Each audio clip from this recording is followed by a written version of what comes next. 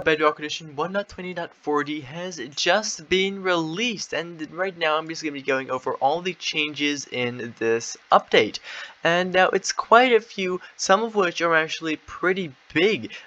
Starting right off, the biggest one being that they've actually rebalanced several villager trades. This is something that we also saw in the Java Edition snapshots, and basically what is going to be going on with these villager trades is that they're just going to be a bit more balanced, destroying some loopholes for infinite emeralds and stuff like that.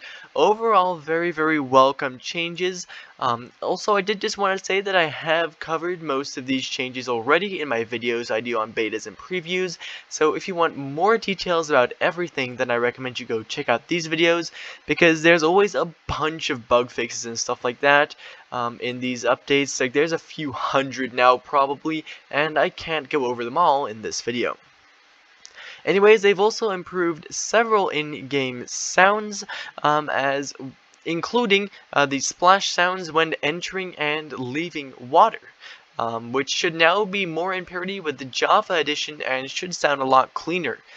Which is definitely the case in my opinion, and now buckets can no longer pick up liquids a few ticks after they have been placed, and this should make it probably slightly easier to water bucket clutch if you're spam clicking, but it's just mainly to prevent glitchy stuff from happening. Like if your game is lagging a lot, you place the water bucket and it goes right back in.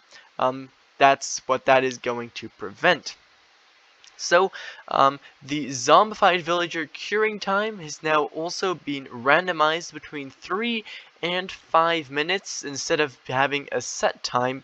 This is to match Java Edition, and witches will now target players within a 16 block distance, which is larger than it was before.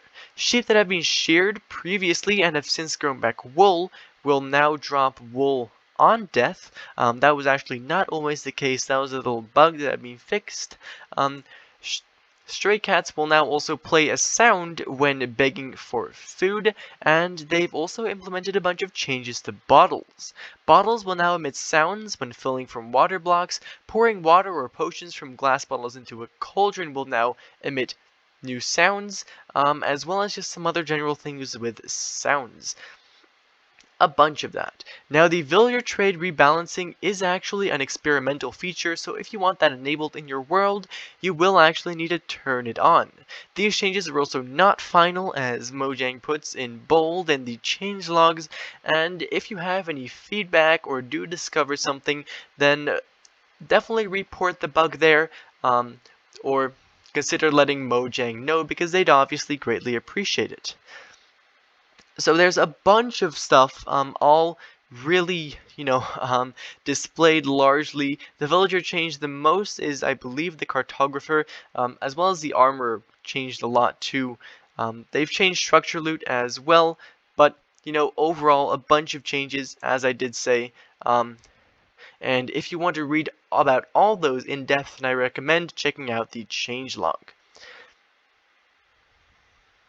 Anyways, basically, for right now, the rest is just bugs, and if you do wish to go ahead and check those out in depth, then I recommend that you visit the changelog, once again linked in the description.